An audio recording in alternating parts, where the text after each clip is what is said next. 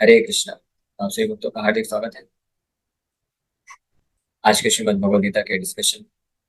तो आज हम लोग चर्चा कर रहे हैं श्रीमद् भगवद गीता यथारूप, थर्ड चैप्टर, तीसरे अध्याय के हम लोग अभी इसी श्लोक में चर्चा कर रहे हैं। 12 नंबर श्लोक, जिसमें भगवान बोल रहे हैं, इष्टान भोगान हि वो देवा दास्यन्ते यज्ञ भाविता तैर्दत्तान अप्रदायेभ्यो यो भुङ्क्ते स्तेन एव सः। तो in charge of the various necessities of life, the demigods, being satisfied by the performance of yajna, sacrifice, will supply all necessities to you. But he who enjoys such gifts without offering them to the demigods in return is certainly a thief. तो चोर कौन है, इसके बारे में इस श्लोक में वर्णन कर रहे हैं। हमने इसमें ऑलरेडी चर्चा किया था कि कैसे ये सिस्टम भगवान कृष्ण ने प्रदान किया है ब्रह्मा जी के माध्यम से। इस श्लोक में वर्णन हुआ है कि ब्रह्मा जी जो है सृष्टि के प्रारंभ में सह यज्ञ प्रजा सृष्टि पुरोवाच प्रजापति ब्रह्मा जी या ये पूरी सृष्टि में हर प्रकार के अलग अलग स्पीसीज की रचना करते हुए यज्ञ को भी प्रदान किए, ताकि इसके द्वारा से व्यक्ति आ,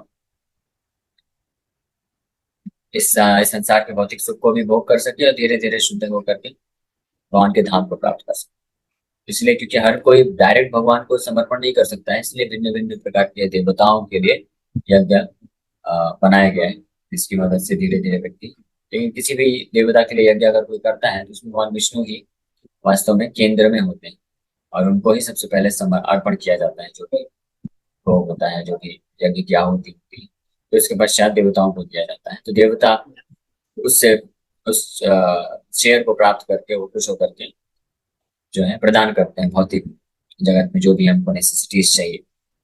लेकिन जो व्यक्ति देवताओं के द्वारा इस प्रकार की प्राप्त वस्तुओं को प्रकृति के द्वारा जो भी प्राप्त होता है उसको बिना यज्ञ किए वो करता है, तो वो चोर की तरह बोला गया है, चोर है। और जो भी चोर है वो कैसे उसी सुख को प्राप्त कर सकते हैं। तो इसके सेकंड पैराग्राफ हमको चर्चा करना है, इसके तात्पर्य भी। One should know, however, that all the necessities of life that the human society requires are supplied by the demigod agents of the Lord. No one can manufacture anything. Take, for example, all the eatables of human society. These eatables include grains, fruits, vegetables, milk, sugar, etc. for the persons in the mode of goodness, and also eatables for the non-vegetarians like meats, none of which can be manufactured by men. Then again, take for example heat, light, water, air, etc., which are also necessities of life. None of them can be manufactured by human society. तो जितनी भी जरूरत की आवश्यकताओं को पूरा करने के लिए जितनी भी वस्तुएं हैं वो सब की सब हमको प्राप्त होती हैं भगवान के एजेंट देवताओं के माध्यम से। देवता ही हैं जो हमारे खान पान के लिए खाद्य पदार्थ हैं, जैसे अनाज है, फल फूल है, वेजिटेबल्स है, मिल्क है, शुगर है, वो प्रकृति के माध्यम से हमको प्रदान करते हैं। और यहाँ तक कि नॉनवेज भी जो खाता है वो भी नॉनवेज के लिए तभी खाएगा ना जब वो जो जानवर है वो अनाज खा के या घास फूस खा करके, फल फ्रूट्स खा के अपने जीवन को सरवाइव करेगा, फिर उससे व्यक्ति नॉनवेज प्राप्त करता है। यानी हर प्रकार के जितने भी पशु पक्षी जीव जंतु तो जो भी प्राप्त करते हैं वो कोई मैन्युफैक्चर, कोई भी इंसान उसको बना नहीं सकता अपनी लेबोरेटरी में या फैक्ट्री में। तो सब देवताओं के द्वारा प्रदान किया जाता है, यानी या बोले तो भगवान कृष्ण ही प्रदान करते हैं देवताओं के माध्यम से इस प्रकृति के द्वारा। तो इसलिए हम उनके प्रति इंडेटेड हैं, यानी ऋणी हैं। Without the Supreme Lord, there can be no profuse sunlight, moonlight, rainfall, breeze, etc. Without which no one can live. बिना भगवान के सनलाइट, मूनलाइट, रेनफॉल ये सब नहीं हो सकता। यानी जीवन निर्वाह के लिए, जीवन जीने के लिए और साथ ही साथ में इस भौतिक संसार में सुख को भोगने के लिए भी जो भी आवश्यकताएं हैं वो वास्तव में इंसान नहीं बना सकता। तो सब को सब जो है भगवान से ही प्राप्त होता है देवताओं के माध्यम से। इंसान क्या बना सकता है? इंसान वो चीजें बना सकता है जिसके द्वारा भगवान के द्वारा जो दी हुई चीजें हैं उसमें विघ्न उत्पन्न करके हमारे सुख में बाधा डाल सकता है। बस इंसान ये कर सकता है। Obviously our life is dependent on supplies from the Lord.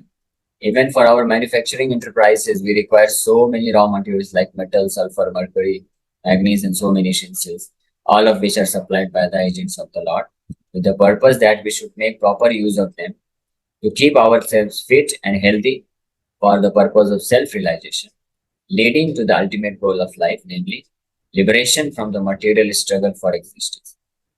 क्या हमने चर्चा की इस भौतिक जगत में भगवान जो भी हमको दे रहे हैं, प्रदान कर रहे हैं, उसका मुख्य उद्देश्य क्या है कि हम इस भौतिक संसार में रहते हुए, क्योंकि कामना है, वासनाएं हैं, उसको संतुष्ट करते करते साथ ही साथ में जो मुख्य लक्ष्य है, मेन लक्ष्य जो है, अल्टीमेट गोल ऑफ लाइफ यानी मुक्ति के पथ में इस भौतिक जगत के भवबंधन से छुटकारा प्राप्त करके वहां के धाम को प्राप्त कर सके, इस प्रकार से प्रगति कर सके, आत्म साक्षात्कार को प्राप्त कर, इस उद्देश्य से ये सब भगवान पूरा अरेंजमेंट किए हैं।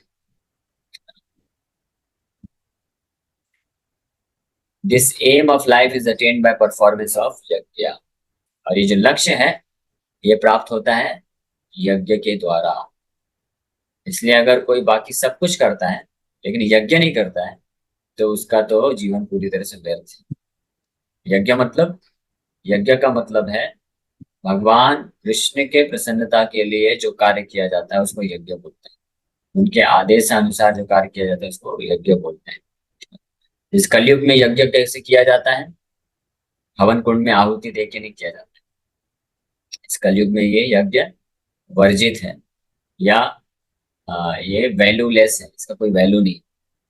अगर इस कलयुग में कोई हवन कुंड में स्वाहा स्वाहा करके यज्ञ कर रहा है तो वास्तव में केवल फोटो खींच के वीडियो बना के दिखाने के लिए अच्छा है कि हाँ हमने ऐसा ऐसा यज्ञ किया है। बाकी उसका कोई आध्यात्मिक लाभ नहीं, बस नाम के लिए अच्छा है कि हमने हमने यज्ञ करा है, आध्यात्मिक लाभ नहीं। इस कलयुग के लिए जो प्रिस्क्राइब्ड यज्ञ है वो है संकीर्तन यज्ञ। संकीर्तन यज्ञ, इसलिए संकीर्तन यज्ञ ये जो करते हैं वो बुद्धिमान होते हैं। If you forget the purpose of human life and simply take supplies from the agents of the Lord for sense gratification and become more and more entangled in material existence, which is not the purpose of creation, certainly we become thieves and therefore we are punished by the laws of pure nature. अगर कोई इस मुख्य उद्देश्य को भूल जाए और केवल भगवान के एजेंट यानी देवताओं के द्वारा जो भी सप्लाई मिल रही है इंद्र तृप्ति के लिए उसको प्राप्त करता रहे, हाँ, तो वास्तव में वो क्या है, वो देश की पूर्ति नहीं कर रहा है, वास्तविक कार्य तो कर नहीं रहा है जिसके लिए ये सब फैसिलिटी दिया जा रहा है। तो वो क्या है, चोर हो गया। और इसके लिए उसको क्या मिलेगा, पनिशमेंट मिलेगा। सिंपल सी बात है। जैसे मान लीजिए कोई गवर्नमेंट ऑफिसर है, गवर्नमेंट ऑफिसर बहुत अच्छा पद को उसने प्राप्त किया है, आईएएस यूपीएससी एग्जाम क्रैक करके आईएएस बन के कलेक्टर बन रहा है और अलग अलग पोस्ट उसको मिला है किसी को। उसके पास बहुत अच्छी लाल बत्ती गाड़ी है, सिक्योरिटी गार्ड्स हैं, और रहने के लिए अच्छा बंगला दिया गया है, मेडिकल फैसिलिटी है, और कहीं भी ट्रैवल कर सकता है, और भी बहुत सारे इंश्योरेंस पॉलिसीज हैं, सब कुछ फैसिलिटी उसको गवर्नमेंट दी है। ये सब फैसिलिटी किस लिए दी है कि ताकि वो इधर उधर जो है जाके ये सब का एंजॉयमेंट कर सके, केवल सुख भोग सब कर सके। नहीं, उसके पीछे उद्देश्य है। उसको एक रिस्पॉन्सिबिलिटी दी गई है, एक पर्टिकुलर गवर्नमेंट का, सरकार ने उसको दायित्व दिया है, इस दायित्व को पूरा करने के लिए ये सब फैसिलिटी दी गई, ना कि केवल सुख भोग करने के लिए दी। वो ठीक है कि वो उसका इस्तेमाल कर सकता है अपने सुख के लिए भी, वो मना नहीं है। लेकिन अगर असली असली जो दायित्व है उसको भूल गया और केवल फैसिलिटी को एंजॉय कर रहा है तो फिर क्या किया जाएगा? उसको चोर बोलेंगे और उसका फिर उसको दंडित किया जाएगा, फाइन भी लगेगा, हो सकता है जेल में भी डाल दी जाए, जॉब तो जाएगी, गवर्नमेंट ऑफिसर फिर नहीं रहेगा वो, उसको रेस्ट्रिक्ट कर दिया जाएगा और फिर जेल में भी डाल सकते हैं, ये पनिशमेंट है। उसी प्रकार से जो इस मनुष्य जीवन को प्राप्त करते हैं, ये मनुष्य जीवन बहुत बड़ी फैसिलिटी है। हाँ, मनुष्य के पास ह्यूमन फॉर्म ऑफ लाइफ जो है, मनुष्य के पास एक्स्ट्रा इंटेलिजेंस है, हायर इंटेलिजेंस है, एक्स्ट्रा बुद्धि दी गई। जानवरों के पास नहीं है वो बुद्धि। जानवरों के पास बुद्धि है लेकिन उनकी बुद्धि लिमिटेड है। उनकी बुद्धि क्या है, लिमिटेड है। जैसे किसी के पास सिंपल सा मोबाइल फोन होता है तो इसमें लिमिटेड फैसिलिटी है, इससे बस कोई कॉल कर सकता है, बस मैसेज कर सकता है। और किसी को एप्पल का फोन दिया गया है, हाँ, लेकिन वो एप्पल का फोन लेकर भी वो केवल क्या कर रहे हैं, केवल फोन करने का ही कार्य कर रहा है बस। अगर कोई व्यक्ति आईफोन खरीदता है और केवल उसका एक ही इस्तेमाल करता है, क्या करता है, केवल फोन करने का इस्तेमाल करता है, और कुछ उसको आता भी नहीं है, ना कोई एप्लीकेशन चलाता है, कुछ नहीं आता उसको, तो ऐसे व्यक्ति को क्या बोलेंगे, मूर्ख ही बोलेंगे। तो और तो इस प्रकार से ये मिसयूज होता है। अगर किसी को ये मनुष्य जीवन मिला है जिसमें बुद्धि ज्यादा मात्रा में दी गई, विकसित बुद्धि दी गई है, जिसका इस्तेमाल करके वो हायर पर्पस, जो ऊंचा उद्देश्य है जीवन का, उसका पूर्ति कर सकता है, उसको ना करके केवल अगर वही कार्य करे जो पशु पक्षी करते हैं, हाँ, तो फिर ऐसा तो व्यर्थ जीवन है ना, फिर कोई मतलब नहीं है। फिर प्रकृति बोलेगी कि आप एक सीट क्यों खराब कर रहे हो, ये मनुष्य जीवन आप, फिर आप इससे अच्छा पशु पक्षी का ही जीवन प्राप्त कर लो, आपको वही करना है। पशु पक्षी, महाभारत का श्लोक है, आहार निद्रा भय मैथुनम च सामान्य में तम पशु नरा, धर्मो हि तेषाम् अधिको विशेषा धर्मे न हीना पशु। जो ये चार चीजें, आहार निद्रा भय और मैथुन, ये चार चीजें पशु पक्षी भी करते हैं, इंसान भी करते हैं। लेकिन पशु पक्षियों का जो बुद्धि है, केवल ये चार चीज को कैसे प्राप्त करना है, इसी के लिए बस इतना ही बुद्धि लगा सकते हैं, उनके पास और अन्य बुद्धि नहीं होती। लेकिन इंसान के पास एक्स्ट्रा बुद्धि है, जो इसके अलावा भी कुछ कर सकता है। वो ये समझ सकता है कि जीवन क्या है, मृत्यु क्या है, मैं कौन हूँ, भगवान कौन है, शास्त्र को पढ़ सकता है, सुन सकता है, हरे कृष्ण महामंत्र जप कर सकता है। कोई जानवर हरे कृष्ण महामंत्र जप नहीं कर सकता। जीव सबके पास है, पशु पक्षी के पास भी, इंसान के पास भी। लेकिन जानवर जीव से हरे कृष्णा नहीं बोल सकता, लेकिन जीव का इस्तेमाल करके खा पी सकता है। यानी उसका जो बुद्धि है वो खाने पीने के लिए बना है। इंसान का बुद्धि एक्स्ट्रा है, तभी तो बोल सकता है, हरे कृष्ण जप कर सकता है। लेकिन इसके बावजूद भी अगर उसका फायदा नहीं उठाता है, तो वो तो फिर यूजलेस हो गया, वो फैसिलिटी को प्रॉपर यूज नहीं कर रहा है, एक तरह से वो चोर हो गया। फिर वो फैसिलिटी उससे छीन ली जाएगी। जैसे कोई मान लीजिए पायलट का ट्रेनिंग लिया, खूब अच्छे से ट्रेनिंग ले करके उसको एरोप्लेन उड़ाना सीख लिया, बढ़िया एक्सपर्ट हो गया। अब उसको एरोप्लेन दिया गया, मुंबई इंटरनेशनल एयरपोर्ट में उसको जॉब मिल गया, एरोप्लेन लेके उसको सिंगापुर लेके जाना है। तो वो एयरपोर्ट में चालू कर देता है, सारे पैसेंजर भर गए हैं, बैठ गए हैं, एयरपोर्ट से वो चालू तो करता है। लेकिन जैसे ही टेक ऑफ करने की बारी आती है, तो वो क्या करता है, टेक ऑफ ना करके वहीं से राइट टर्न ले लेता है, और राइट टर्न लेके फिर वहीं गोल गोल एयरपोर्ट में घुमाता रहता है। तो कंट्रोल रूम से फोन आएगा उसके पास, बोलेंगे अरे भाई क्या कर रहे हो, आपको तो एरोप्लेन को ऊपर लेके उड़ना था, सिंगापुर जाना है, आप इधर ही क्यों घूम रहे हो गोल गोल, आपके पीछे इतने सारे एरोप्लेन वाले खड़े हैं और वो वेट कर रहे हैं, आप उड़ोगे तो फिर पीछे पीछे वो भी उड़ेंगे, लेकिन आप तो उधर ही गोल गोल घुमा रहे हैं। तो वो बोलता है कि नहीं नहीं नहीं नहीं, मैं क्या करूँ, क्या आपको उड़ाना नहीं आता, इतना कॉन्फिडेंस नहीं है, डर लग रहा है। बोले नहीं, डर नहीं लग रहा है, उड़ा भी सकता हूँ, मैं सब कुछ सीख लिया हूँ, उड़ाया भी हूँ, लेकिन क्या करूँ, भारत देश है हमारा, मैं अपने भारत देश को छोड़ के नहीं जा सकता, मैं इधर ही घूमूंगा। तो फिर क्या फायदा हुआ। फिर उसको बोला जाएगा तो भाई आप इस पायलट की सीट को छोड़ो, वहीं पे एयरपोर्ट में एक जिप्सी घूमती रहती है, जो पैसेंजर्स को स्टेशन से, प्लेटफॉर्म से लेके जाती है एरोप्लेन तक, तो आप उसका ड्राइवर बन जाओ, इधर ही घूमते रहो। वैसे ही है ये मनुष्य जीवन जो है, ये भी गाड़ी ही है ना, व्हीकल है, लेकिन ये एरोप्लेन है। और जो पशु पक्षी का जो शरीर है, वो उस जिप्सी की तरह है, गाड़ी के जैसे, फोर व्हीलर जो घूमती रहती है। तो ये मनुष्य जीवन एरोप्लेन के समान है, इसका इस्तेमाल करके व्यक्ति प्रॉपर तरीके से इसमें से उड़ान भर के जा सकता है। कहाँ, सिंगापुर नहीं जाइएगा, इसका उड़ान भर के जा सकता है, श्री गोलोक धाम जा सकता है, श्री वैकुंठ धाम जा सकता है। लेकिन वहां ना जा करके इस यहीं पे भ्रमण करता रहता है। आहार निद्रा भय मैथुनम चा, यही पसंद है, इस भौतिक जगत को छोड़ के जाना नहीं चाहता है, आसक्ति है। तो फिर भौतिक प्रकृति क्या बोलेगी कि आप ये फैसिलिटी को छोड़ दो, वैकुंठ एयरलाइन आपको नहीं चाहिए, तो आप फिर इधर ही रहो, और आप पशु पक्षी का शरीर ले लो, अच्छे से भोग करो फिर। इंसान तो वैसे भी अच्छे से भौतिक सुख भी नहीं भोग सकता है। इंसान, कोई भी इंसान है, आप कंपेयर कर सकते हैं, किसी भी प्रकार का भौतिक सुख है, आहार निद्रा भय मैथुन, ये चार प्रकार के ही विशेष हैं। तो ये चार प्रकार का कोई भी सुख अगर कोई व्यक्ति, इंसान लेने प्रयास करे, तो वो ज्यादा मात्रा में नहीं ले सकता है। थोड़ा भी अगर एक्सटेंड किया तो उसको बीमारी हो जाती है, कैपेसिटी लिमिटेड है, फिर से फ्रस्ट्रेशन होता है, रिसोर्सेज लिमिटेड है, सोशल रेस्ट्रिक्शन है। लेकिन जानवरों में की कोई भी रेस्ट्रिक्शन नहीं। जानवर जो है आहार निद्रा भय मैथुन, ईटिंग स्लीपिंग मैटिंग डिफेंडिंग, ये जो है कितनी भी मात्रा में कर सकते हैं। तो किसी को अगर केवल यही इंटरेस्ट है तो उसको ये सब फिर पशु पक्षी का शरीर ले लेना चाहिए।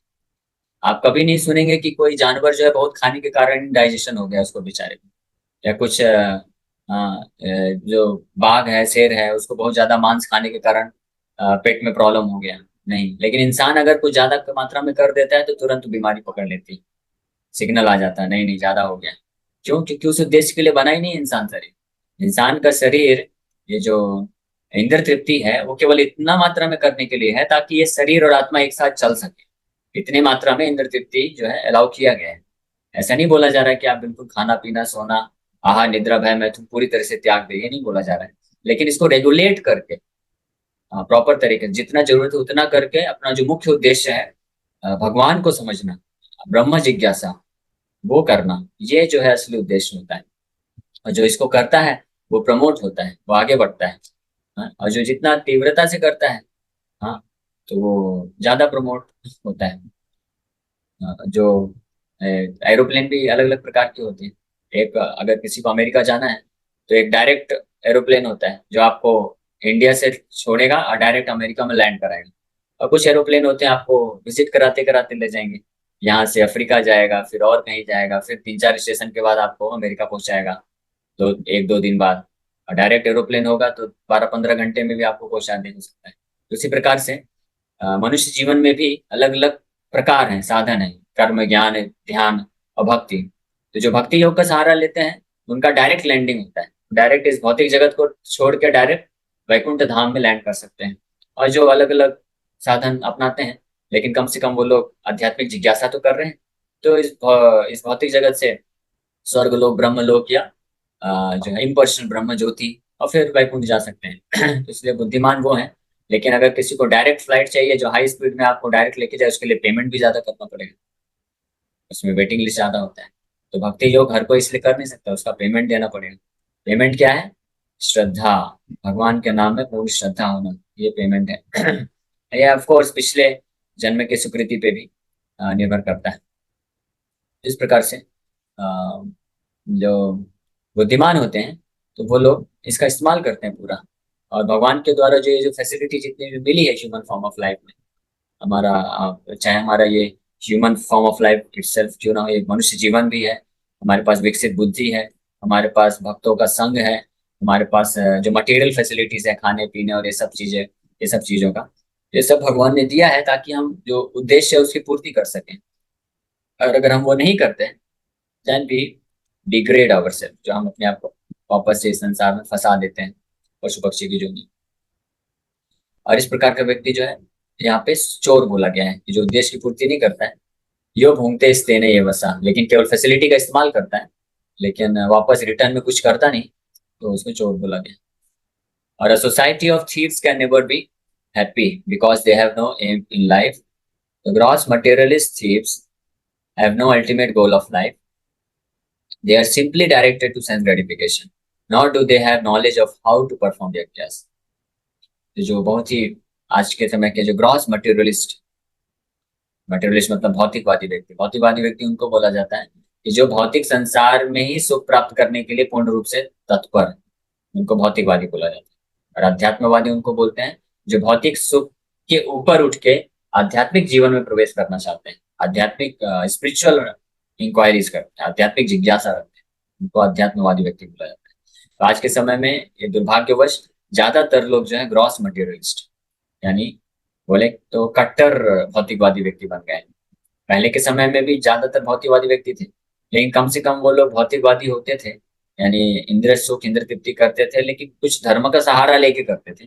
तो कहीं ना कहीं कुछ ना कुछ किसी देवता देवी देवता को या भगवान को के लिए कुछ यज्ञ है, दान है, तपस्या कुछ तो करते थे, व्रत वगैरह। हालांकि वो भी जीवन का असली लक्ष्य नहीं है, लेकिन कुछ तो करते थे। लेकिन आज के समय में लोग नास्तिक हो गए हैं और इंद्र तृप्ति भौतिक सुख के पीछे भाग रहे हैं, और वो भी अपने मनमाने ढंग से पाप कर्म करके। इसलिए ये और भी भयानक स्थिति हो गई है, और इस प्रकार का जो जीवन है बहुत ही रिस्की है। इसलिए Lord Chaitanya however inaugurated the easiest performance of yajna, namely the sankirtan yajna, which can be performed by anyone in the world who accepts the principles of Krishna। लेकिन श्री चैतन्य महाप्रभु के रूप में जब कृष्ण आए तो उन्होंने बहुत ही कृपा करके यज्ञ करने का सबसे सरलतम विधि हमको प्रदान किया है, उसको संकीर्तन यज्ञ बोलते हैं, जो कि किसी के द्वारा भी किया जा सकता है। बस इसमें एक ही कंडीशन है इस संकीर्तन यज्ञ में, हालांकि बहुत सरल है, एक छोटा बच्चा भी कर सकता है इसको। हरे कृष्ण कृष्ण कृष्ण हरे हरे, हरे राम राम राम हरे हरे। बस 16 शब्दों के नाम, भगवान के पवित्र दिव्य नाम को जप करना है, बोलना है और सुनना है। ये तो किसी के लिए भी संभव है जिसके पास भी ये मनुष्य शरीर, उसका कोई उसका regardless of his cast birth sex what ever it, उसके पर निर्भर ना करते हुए। बस इसमें एक छोटी सी कंडीशन है जो लास्ट में प्रभुपाद जी लिख रहे हैं, कि one who accepts the principles of Krishna consciousness, ये काफी इंपॉर्टेंट है।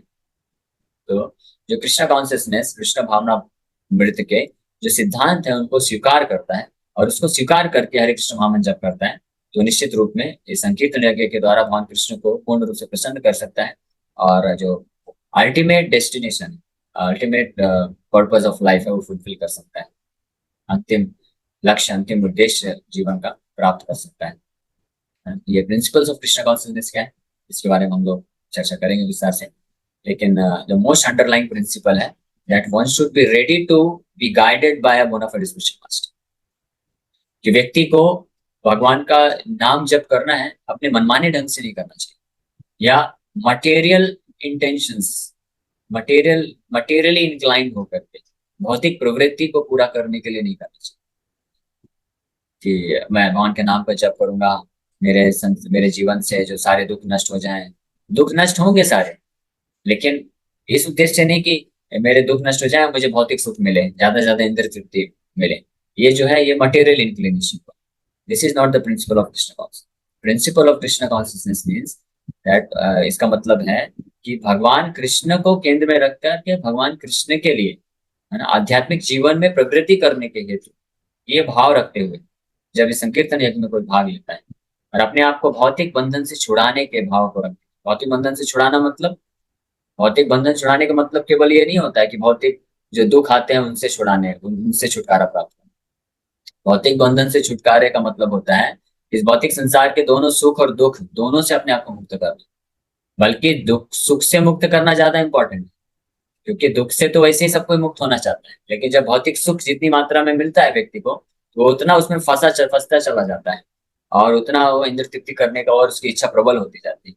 इसलिए भौतिक भवबंधन से मुक्त होने की इच्छा से और केवल कृष्ण को शुद्ध भक्ति को प्राप्त करने की इच्छा से जब कोई हरे कृष्ण महामंत्र का संकीर्तन यज्ञ का सहारा लेता है, तो पूर्ण सिद्धि को बड़ी आसानी से प्राप्त कर सकता है। और ये जो कार्य है, ये जिस प्रकार का भाव है, अपने आप को भौतिक जो सुख है या दुख है उसके उसके आसक्ति से मुक्त करके और केवल और केवल कृष्ण के भक्ति, शुद्ध भक्ति में आगे बढ़ने का ये जो भाव है, ये पॉसिबल है, तभी संभव है जब हम किसी प्रामाणिक वैष्णव, भगवान का शुद्ध वैष्णव के गाइडेंस में रह करके हम ये संकीर्तन यज्ञ परफॉर्म करते हैं। इसी के साथ हम लोग यहीं पे विराम करते हैं। Thank you very much. किसी भक्त का कोई प्रश्न है तो अंकिता माता जी का प्रश्न। यस माता जी। हरे कृष्णा प्रभु जी, पंचांग प्रणाम। प्रभु यस। जी, इतना आसान यज्ञ दिया है इस युग के लिए, लेकिन जो दुर्भाग्यपूर्ण हमारी जबान पे भगवान का नाम नहीं आ पा रहा है, मंत्र ही बोलना है, तो ये क्या जबान को पैरालिसिस हो गया, क्या है, दिमाग को पैरालिसिस हो गया, क्यों ऐसा हो रहा है? सही बात है। तो जो हमारे जवान को पैरालिसिस हो गया है, कौन सा कैसा पैरालिसिस हो गया है? अविद्या का पैरालिसिस हो गया है। उसी को जॉइंट जॉन्डिस बोलते हैं रूप गोस्वामी। अविद्या के छाले पड़ गए हैं।